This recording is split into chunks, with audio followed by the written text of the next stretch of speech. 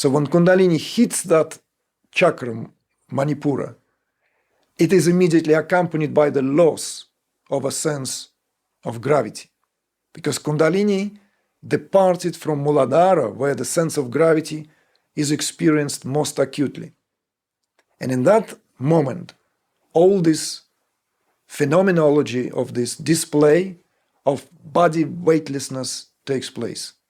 So between these two, hopefully you can make sense of what happens behind the scenes in terms of yogic flying / hopping.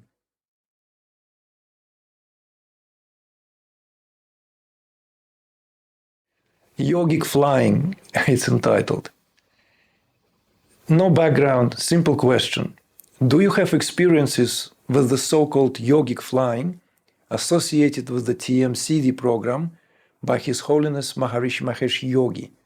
Is it a phenomenon appearing in the immersions as well? Thank you, J. Gurudev.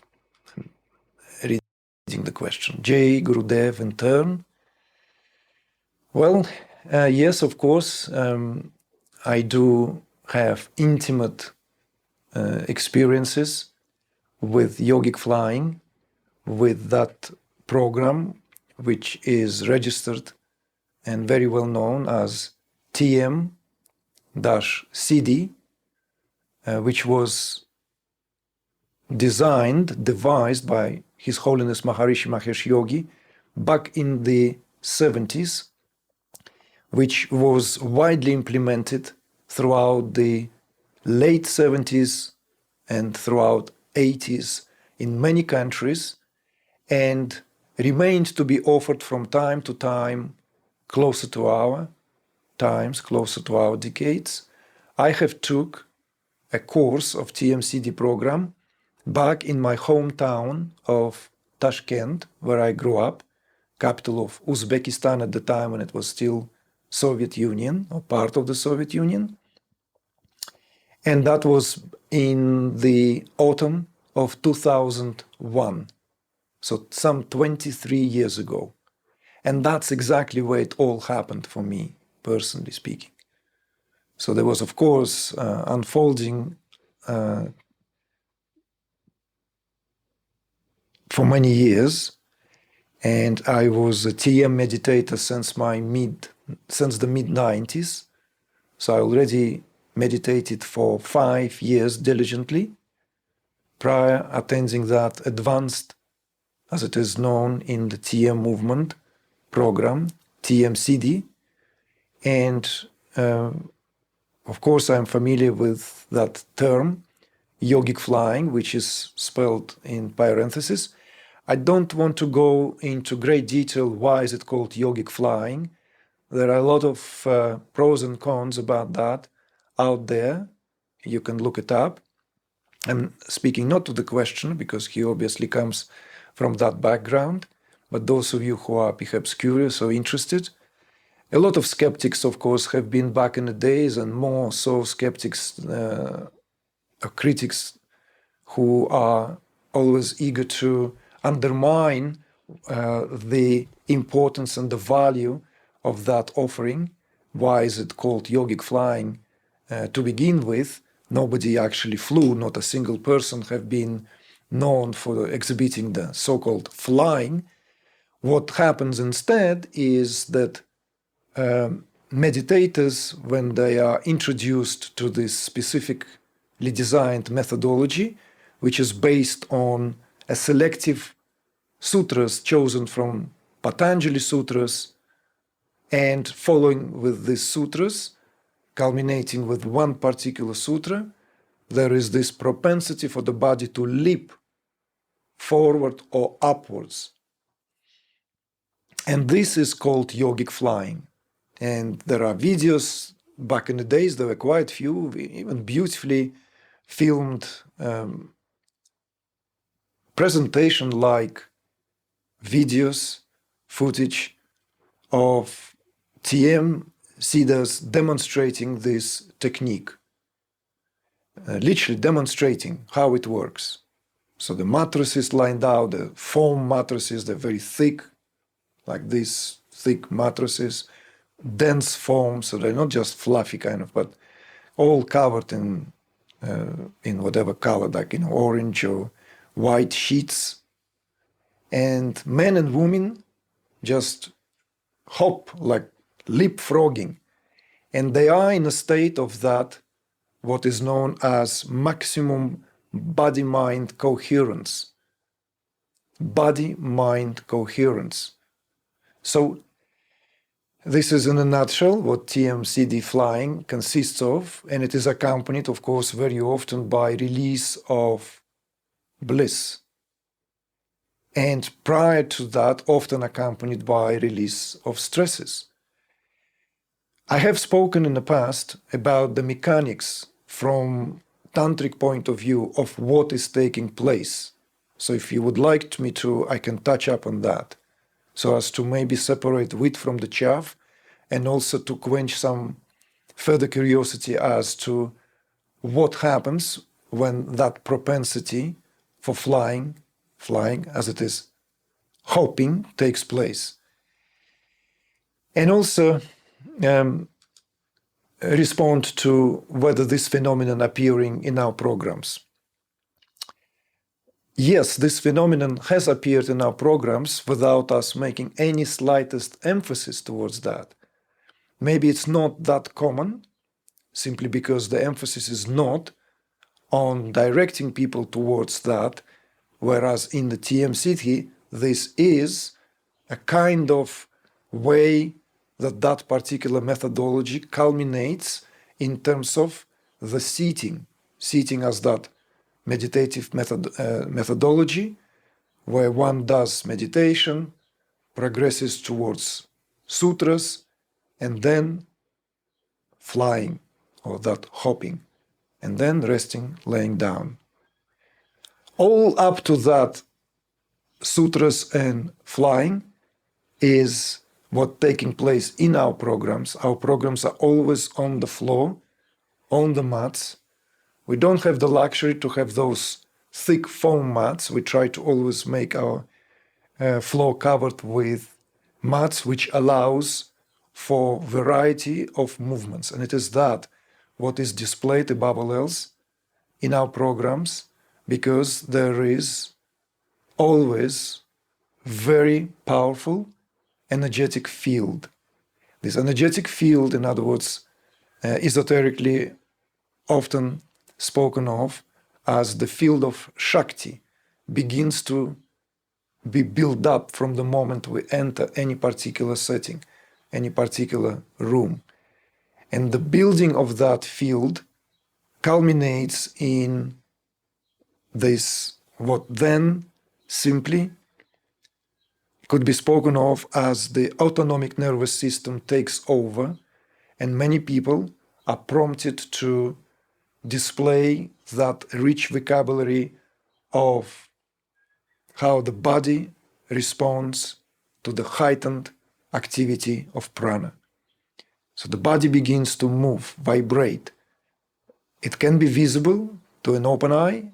It can be simply felt only by practitioners, by those who are there, the participants. So in other words, it's not all down to visible experiences of someone shaking, trembling in beautiful display of mudras of all sorts and kinds, in bandhas, utilizing that yogic language where the certain breath-regulated locks take place, or downright a whole display of yogic asanas. On top of that, we have people occasionally whirling as dervishes, or standing up and doing their dance, attempting to do headstands, doing extraordinary headstands, handstands in lotus, handstands in postures I've never seen anywhere in my 20 years. There's always something to learn. So it's an ongoing display of Shakti, and trust me, she does not hold back. She does not follow the rules. She's like this choreographer who combines a perfectly orchestrated classic dance with a modern touch to it. So you can just imagine, right? Everything goes. So yes, I'm jazzing it up, but I'm not exaggerating. I'm not exaggerating even a bit. So back to the question itself. Do people have this propensity? Yes, they do. When that becomes too obvious, I recommend so-and-so to, let's say, they receive this touch slide, personal private guidance, for example, try to open up your hips. If you are already proficient and feel comfortable in cross-legged position, maybe let's do a gentle lotus, even if for a few minutes, and see how then the body begins to move so as to make it more easier. And the TM-Sidhi program, lotus is almost required, not as a prerequisite to start, to begin with, but it is simply easier to hop in lotus. I know that from personal experience. Once your legs fully locked in lotus, hopping is a piece of cake. Okay, so I hopped a lot. I hoped I was the highest to hop when it comes to our program in Uzbekistan. There are photographs taken. It was about at least 1 meter above the ground. That's how high the body would be thrown up into the air. And that is vertical hopping. If the body was hopping forward, like leapfrogging, then that would be like series of hops to cover a room, big enough to play basketball. So, what else is there to say? So, maybe this little addition, someone who has spent most of his life in Transcendental Meditation movement and at some point was even the director of one of the Maharishi University's departments at the Maharishi University in the United States, Michael Peter Caine, when the distinctive feature of our immersions was already very well known, and it began to be known going way back to when we almost began offering our programs.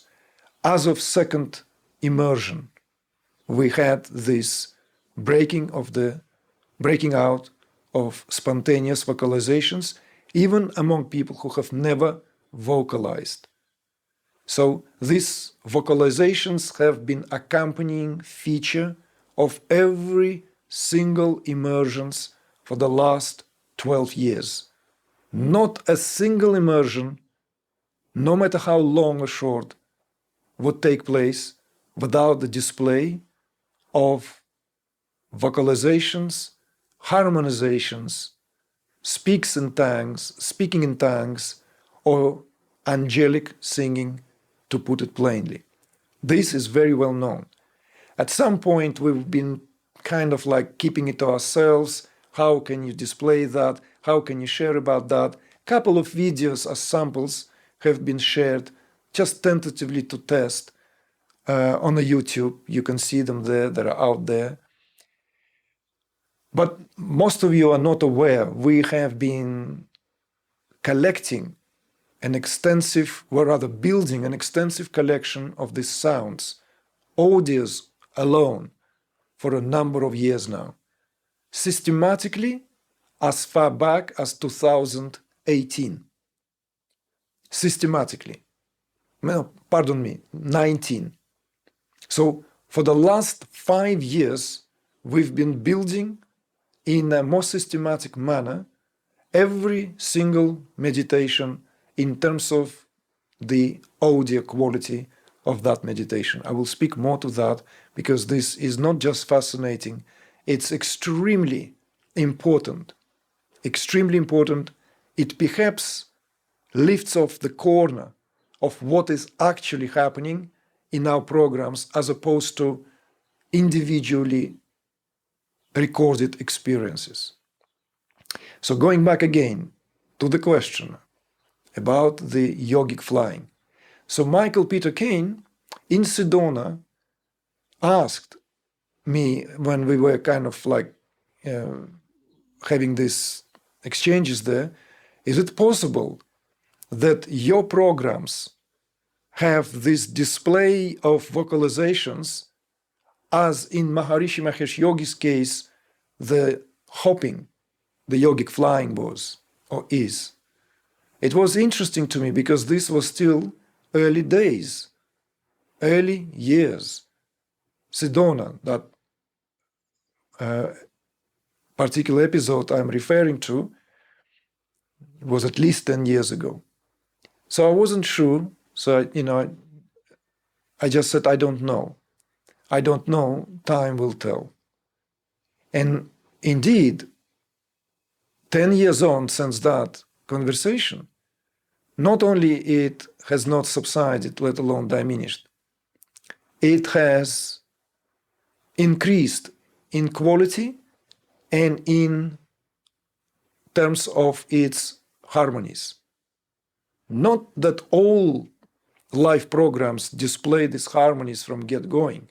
And this is very clear, very important to make that distinction, because our programs, by large, are still pretty much a mix and match of participants. In other words, they are combined with team members, percentage of all-timers, and newcomers. So only when we have the luxury to gather in our advanced, by invitation only, programs, which so far only took place a handful of times, couple of times in fact, we had extraordinary harmonies displayed from the very first sitting. When we, for example, sat together in Mallorca in the autumn of 2019, we had back-to-back programs, and one of them was advanced course. We had this extraordinary level of coherence in the room from the very first sitting.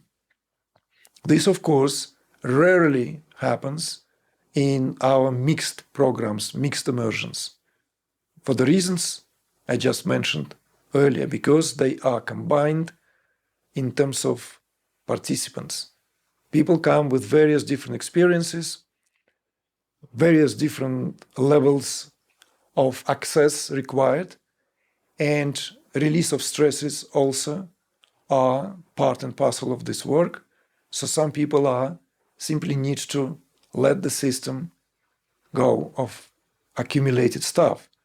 So we never hold back, as it will become clearer in my response to one of the following questions.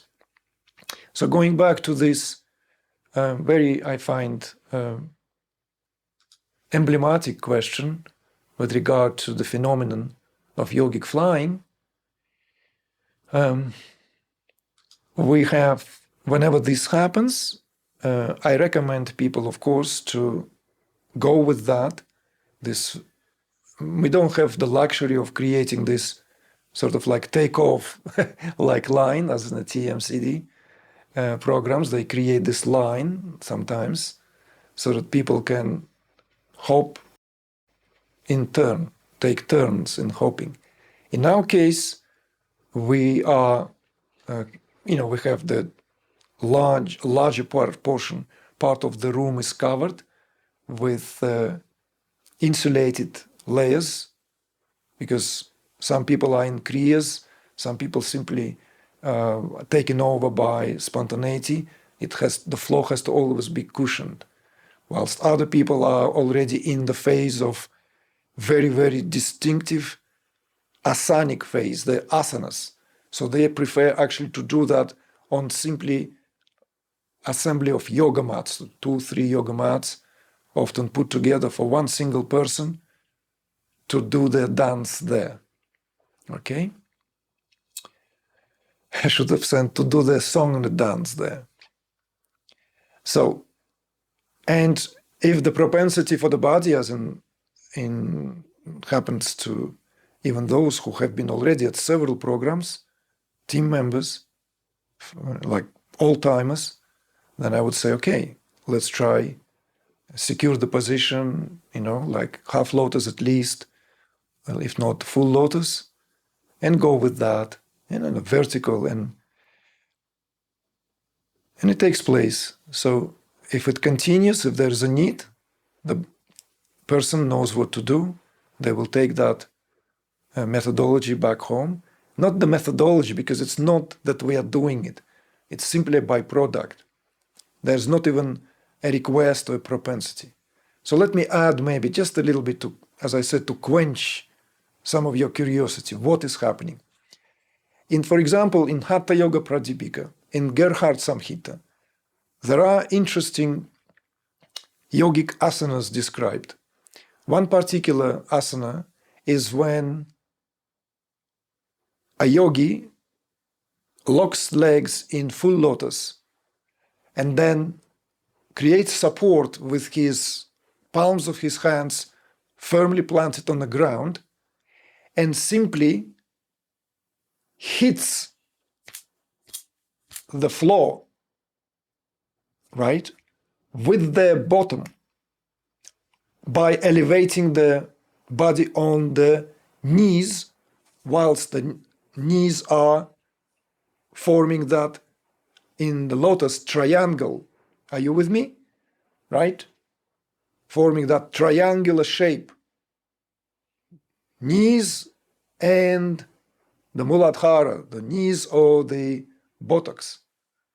So there is this propensity for the body to go up and hit the floor, sometimes in series of rapid movements. In Yoga Pradipika, this is described as an exercise for the yogi to activate that what at times required when Kundalini already makes some moves in a lower department. So it creates that greater propensity. It creates that greater movement, greater force, you see? So this combined with another extraordinary movement that when pranic current, particularly when Kundalini is fully awakened and begins the ascent, when Kundalini hits the chakra known as the Manipura, in classical yoga known as the third chakra, in Kashmir Shaivism, it is the second chakra, because in Kashmir Shaivism, as those of you who have taken my Kundalini course know by now, that they have different number of chakras and they have amit the Svadhisthana by joining the Muladhara with Svadhisthana in terms of its properties and functioning. So the Manipura is the second chakra in that system of yoga, and it is the place known where 10 most important nadis are moved forward in all directions upward. And this place is known as conglomerate, a spaghetti junction or spaghetti junction. You know, when those roads, like in the United States in particular, in large megapolises, known as spaghetti junction. So this is the spaghetti junction of the nadis, most important ones, together known as kanda, or the bulb, because it is literally feels as the bulb, conglomerate of nadis. So when Kundalini hits that chakra, Manipura, it is immediately accompanied by the loss of a sense of gravity, because Kundalini departed from Muladhara, where the sense of gravity is experienced most acutely. And in that moment, all this phenomenology of this display of body weightlessness takes place. So between these two, hopefully you can make sense of what happens behind the scenes in terms of yogic flying / hopping, or when there is propensity of the body to, on the floor. So yeah, it does happen in our programs, happened over the years. It's not most common experience, but it is there, at least displayed by one participant at a time, I would say.